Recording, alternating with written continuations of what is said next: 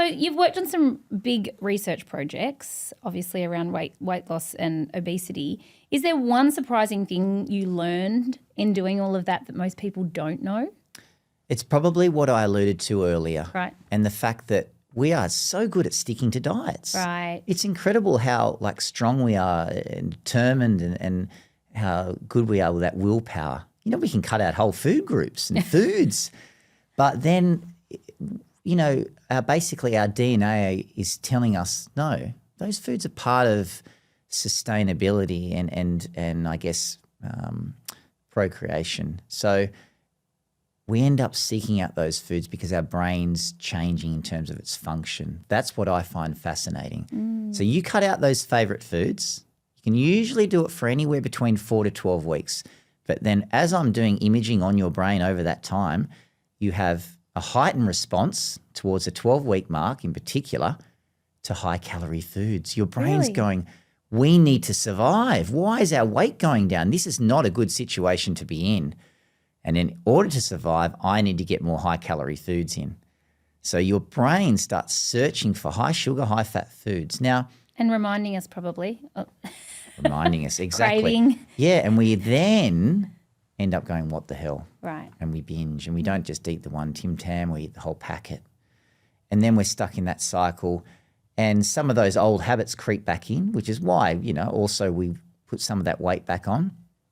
But remember, what we're up against is that those biological or our biology and the physiological changes taking place. But I think that brain function in particular is fascinating, and also all of the other changes. There's 8 well-researched pathways now in terms of what we're up against when we start losing weight. So there's things like thyroid and metabolism and adrenal glands, appetite hormones, Yeah. and there's so many different appetite hormones. Ghrelin is the one we all hear about. Yeah, it acts on the brain, telling you to go and eat. But there's a whole plethora of other hormones that are released from the gut and other organs, like the gastrointestinal tract, to tell you to put down the fork. Now, guess what? When you're on a diet, those are dampened. They're not working as well. They're telling you to go and eat more. Yeah. Okay, so instead of them usually going up after a meal or when you start eating, like GLP-1 and PYY and CCK, they're actually suppressed. Interesting. Yeah, they want you to, basically your body wants you to go and find more calories to protect its set point in order to procreate and survive. It is that, it is fascinating. I think what we can actually conclude is that it, like you said to begin with, it's not you. No. Well, it's not your thoughts. Yes. It's actually your hormones and what your body does. Yes. And it thinks it's in a famine mode, obviously. Absolutely. And this is why the continual starvation and dieting is detrimental. It's going to drive up your set point. And this is why often women do end up in a worse off position. They may not have even had a weight issue to start with, but sadly they drive their weight up over time. They end up in an overweight or an obesity weight range. I think a lot of women and men can relate to that too, though. When you look back at photos when you were 21 and you thought you were you needed to go on a diet, and you look and think, oh my goodness. Yes, definitely.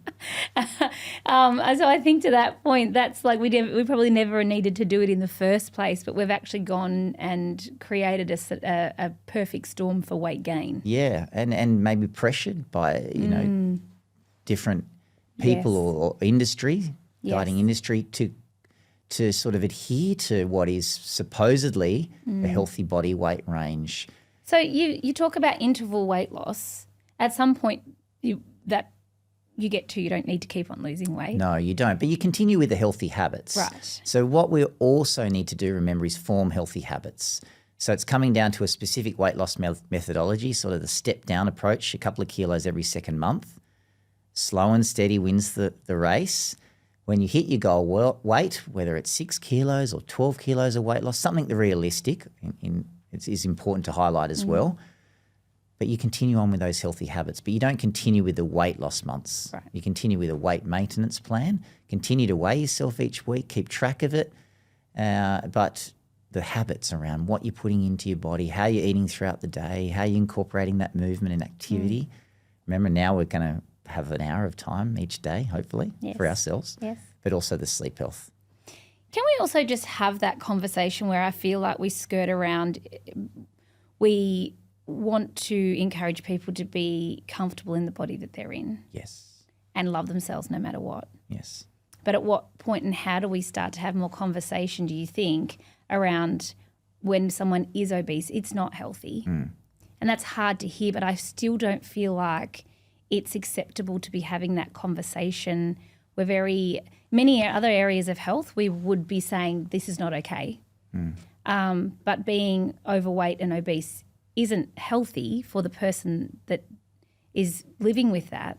And I think we have to have those conversations more. I'd love to hear your thoughts around that because it is a sensitive topic. It is, but the data's convincing by I guess answering your question that if you're carrying excess weight and you're overweight or in an obesity weight range, you have a significantly higher chance of developing metabolic disease. Right.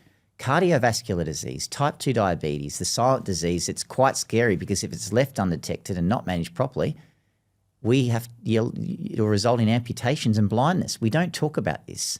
But other conditions like non-alcoholic fatty liver disease, your body goes into shutdown mode because you have all of this visceral fat surrounding organs preventing themselves from working properly. So there's sort of 2 points to raise here. In most instances, yes, we do need to lose a clinically but significant amount of weight if we're in an overweight range, but it doesn't mean you need to try and adhere to a healthy weight range from a BMI scale. Right. So is the BMI what we're still using that though, aren't we? We are. Is it outdated? It's outdated. Look, you can use it, but you need to use it in conjunction with other tools like waist circumference, but also going to your GP or healthcare professional and getting your bloods done and checking your health, your cardiovascular risk, your diabetes risk. It needs to be looked at as a holistic profile rather than just one crude measure being BMI. Now, the other important point, what were we talking about again? Sorry. I was saying how we need to talk about obesity being a health So we want to lose weight in a clinically but significant amount. So we're not adhering to that healthy weight range for BMI. Might just mean 10 kilos of weight loss instead of 20 kilos of weight loss. But when you lose that clinically significant amount of weight, you will significantly reduce your risk of the metabolic diseases we're talking about. Now, the other thing is that when you're, I guess, losing the weight and then hopefully keeping it off now long term, you've got to keep the principles of a healthy lifestyle ongoing because we do know you can be healthy but still in an overweight range providing you are moving regularly, you have a good relationship with your evening routine and sleep health, and you're eating well. Because if you do that, you can surprisingly be carrying excess weight, but usually not around the organs, more so around the hips, the stomach and the thighs, and doesn't affect your body from doing its job, okay? So sumo wrestlers are a really good example. Now, we've studied them. Now, because they're so physically active, believe it or not, they're metabolically healthy. Really? Because they do so much physical activity. Wow. So you're saying that the fat that they have is more, it's not visceral. That's right. It sits just beneath the skin. It's subcutaneous. So it's not dangerous to their health. And when we take bloods off them, surprise, surprise, they're not at higher risk of the heart disease and the type 2 diabetes. So I guess the take-home message is, yes, we need to lose a clinically significant amount of weight, but don't try and adhere to a healthy BMI weight range, which is what the dieting industry will generically prescribe you. And then secondly, you have to be continuing with these healthy habits lifelong to prevent the metabolic disease coming into play. What about stress and weight? I feel like that's probably relevant to many people. I think I relate to that. I know that after stressful periods of time, that's just something I've seen happen personally.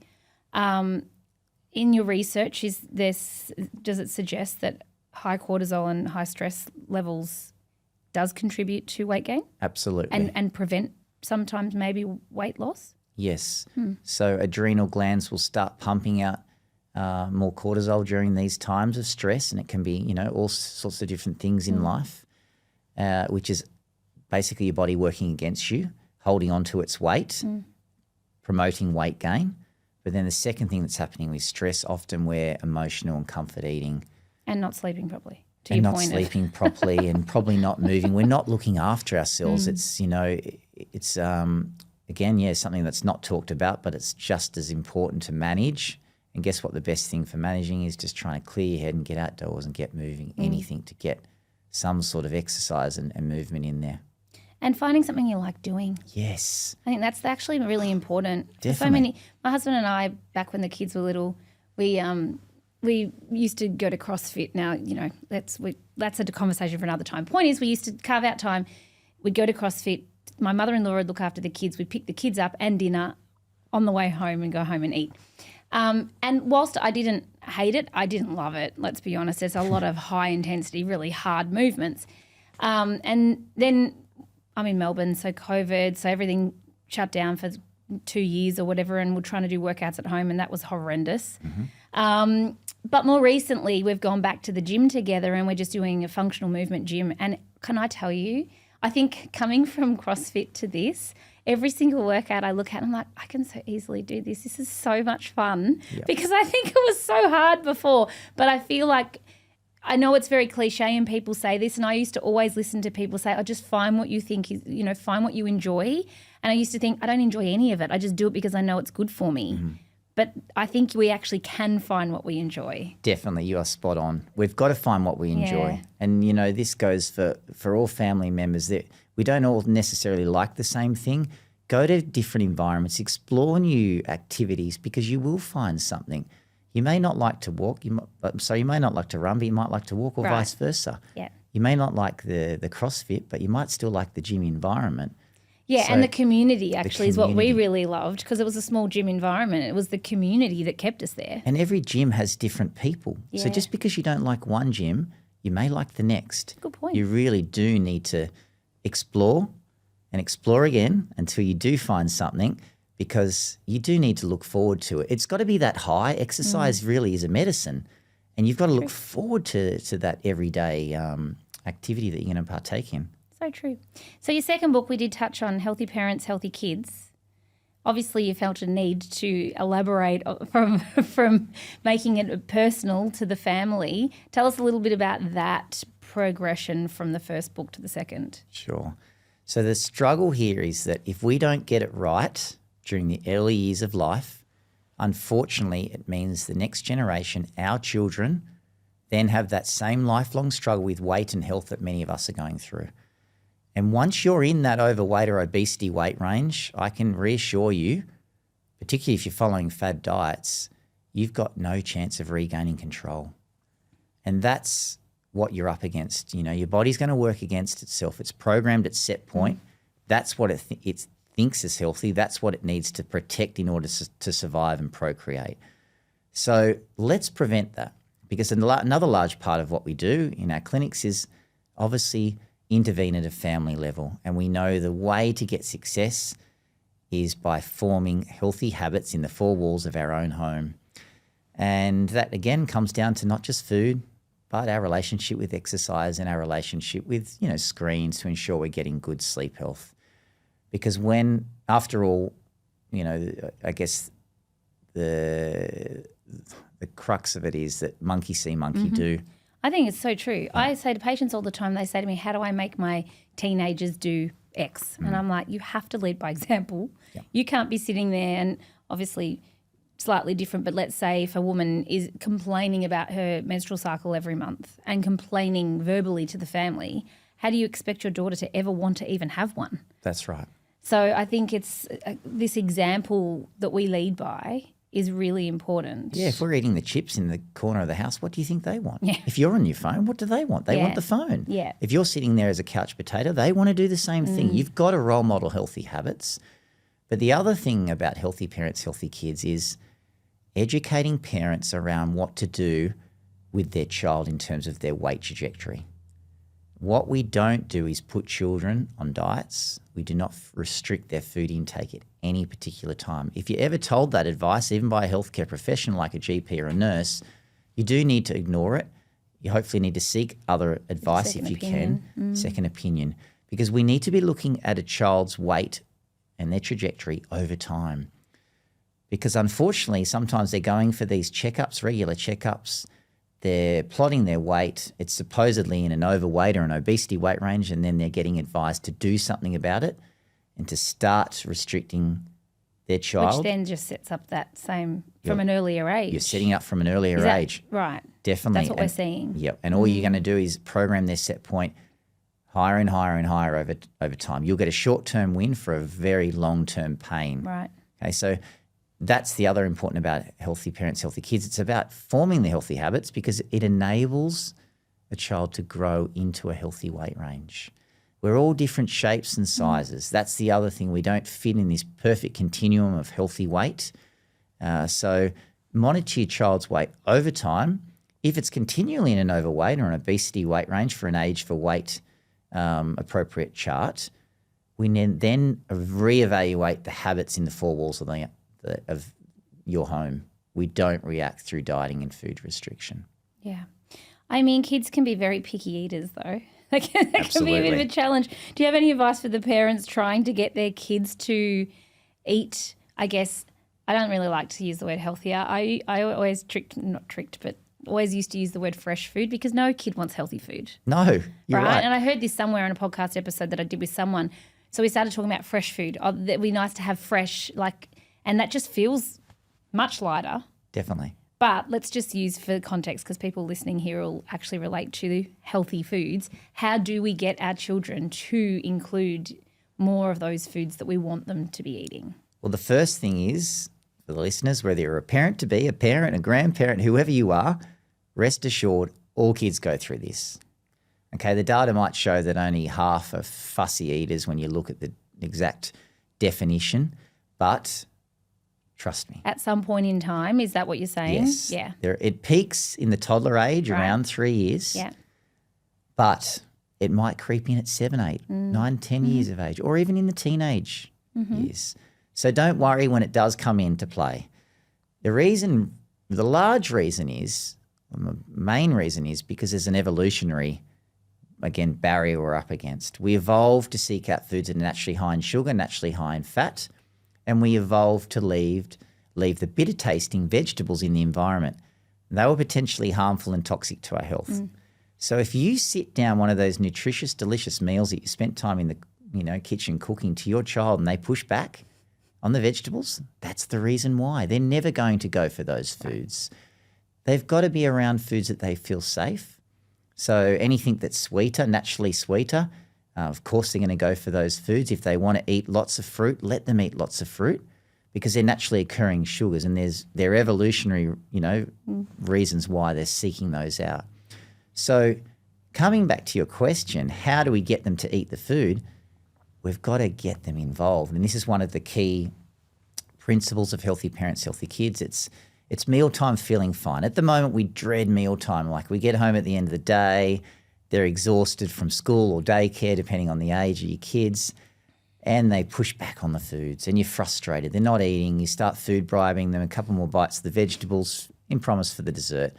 This is the wrong way to approach it. All you do is create unhealthy associations with certain foods. We need to reframe and rephrase the mealtime experience. It can be a real joy, trust me. It just doesn't happen overnight, particularly if you've got older kids. We've got to persist with healthy habits over time to form a positive, healthy mealtime. Now, the first thing you need to do is get kids involved. To get them cooking in the kitchen with you. Yeah, even a step back or from even that. just, can you chop the carrots for mum? Yeah, or pull the basil leaves off the stem if you've got a 2-year-old. Yes. But take it back a step from there. When you're meal planning, choosing some recipes or a recipe for the week, what would they like? Let them I always ask this question. Everyone always says, I don't know. Well, you have to get them involved. Drives me insane. It does. What it does to drive make us. for dinner is always can someone just tell me and I'll make it? Yeah. But I guess also once you've got recipes on repeat that the family enjoy, that becomes easier as well, doesn't it? Definitely, especially if you've got photos of them and you can show the creations and then you can do spins on those family favourites. But then, get them involved in the cooking. Look, that's not always practical every day of the week. We're time poor. We're rushing around. But there is times when we can, okay, particularly on weekends. And then the next step is get them involved in setting up. Guess what we're going to do now? Sit around the dinner table together. We're not going to sit in front of the TV because a meal in front of the TV, the data shows that it lasts anywhere between 8 and 12 minutes. Really? A meal around the dinner table lasts Are anywhere. we still doing that? We are. Lasts didn't know 30 to that. 40 minutes. We don't have, well, I mean, it's completely separate. There's not even an option to watch television at our house while we eat. And also they're not allowed on the carpet when they're eating. So. If only all households were like that. We wound back that. I guess I haven't thought about it before. I just most know what have we a know. TV in the living room, which is closely, Right. close to the proximity of where the food's being cooked. Right. And we sit in front of the TV, or we have the TV going in the background. Okay, so we've got to get away from technology, turn it all off. That means as the parent, you've got to put the phone away as well in the drawer so no one can see it, no one's scrolling, and enjoy that time together. And sure, we're going to have toddlers throwing food on the ground and still pushing back on food, but trust me, over time, they do embrace it, particularly if they've been involved in that cooking experience. They really do, after all, love everything. And cooking is one of those things. Tap into that curiosity, get them excited about food. And the way you get them eating vegetables is by cooking the family favourites, mixing them together with, say, in a pie or the spaghetti bolognese to bring out their natural sweetness. And also to roast the vegetables, again, brings out the natural If sweetness. vegetables are prepared properly, they're delicious. They are. They actually are. Yeah. Often we're presenting them in the wrong ways. Yeah, actually, I remember, I can't think of who I did a podcast episode with, but she was a cook and had written books, and we talked about this, the right ratio of even seasoning Yes. on something makes it taste delicious. So we were laughing actually in that episode because I'd made steamed broccoli and I'd just drizzled it in with oil and salt. And my dad was like, "This is delicious," and said to my mum, "Can you do it like Nat does it?" And Mum's like, "I'm trying to get it like," I'm like, "Well, it's just oil and salt, but it's the right amount of oil and salt. It's too much, it's not going to taste great. You need to experiment." You do. I think. Yeah, definitely. And that's how you bring out, I guess, those natural sugars that are found in these foods. And we're tapping into that curiosity, getting them excited about food, and they're going to see you eating that healthy food. Okay. Well, I think also you are a dad of two. So you're not just telling us something that you haven't had to adopt yourself, which I think is really great. True. How have you brought these things into your household? And I guess to the point, we're all, again, busy. Do you have any tips for the busy parents as to how we can stay on track with this? Yes. So 2 things here. The first one is sometimes we don't like to get them involved because it's just too much struggle. Too messy. It's messy. They've got food in every possible crevice you can think of. They get food in places you don't even know existed. It's unbelievable, especially if you're dealing with things like flour. It takes you an hour to clean up. But you know what? You have to let go of that to some extent, and you have to get them involved, because if you do, it does break down a lot of that barrier when it comes to food fussiness. Now, it's probably one of the biggest challenges parents are up against, particularly when you're time poor. You just want to get the meal done, get it in front of them. But the second point to highlight is that if you do see mealtime as one of these fill them up and get them out type scenarios, unfortunately, you're going to be contributing to the next generation of obesity and diabetes and heart disease. So you've got to rethink what the mealtime looks like. Now, coming back to your practical, how do you make it practical? That doesn't mean it's always possible at the end of the day. It might be possible at the start of the day. So many families we see have breakfast together and sit around the dinner table at the morning time, because one of the parents might still be at work at the end of the day, or you're doing multiple pickups and you can't all eat together at the same time. You have to think about your household and how it can apply to your home. But if you can, 1 meal a day needs to be eaten together so you can enjoy that experience, get them involved and let go of that messiness. Get them cooking with you whenever you can, particularly on the weekends when you've got a little bit more time. They love it, and they're more likely to trial that food that they've created or contributed to. And the other thing, remember, you're going to continually eat the food in front of them. You're cooking one family meal. Right. We're not cooking 10 meals for 10 different members of the family home. You've got to stop giving in to their food demands. Yeah. That's the last point I wanted to raise on that question. It's, as parents, We think they don't like the food because we've given it to them on a couple of occasions. They've said it's yuck. I don't want that food, Mum, Dad.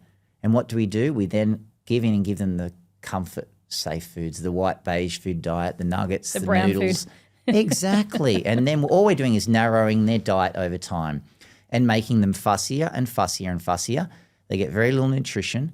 They're filling up on processed fast foods or very little low nutrition foods. They're not growing and developing adequately, not just for their physical health, but also for their mental, their brain development. So stop giving into the food demands. It is hard, but I think also one of the other things that I feel is important is when we can be more organised and plan and spend a Sunday afternoon or whatever actually setting ourselves up for the week. We do make it easier for ourselves, don't we? We do. And that is important. We do have to meal plan. Yeah.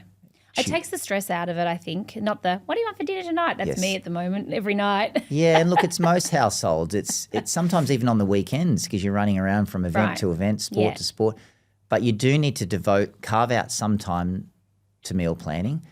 And when you cook, also cook more. Try and bulk freeze because we don't have time to cook every meal throughout the course of the week. And sometimes we're going to have leftovers. The other thing too when it comes to cooking, especially if you're just creating like staple basic recipes, they actually never take as long as you think they're going to take. True. Like I think it's about breakfast and thinking, just prepare breakfast and you look at the clock and especially if you're not in the habit of doing it and then you actually go and do it and you're like, that actually literally took 7 minutes.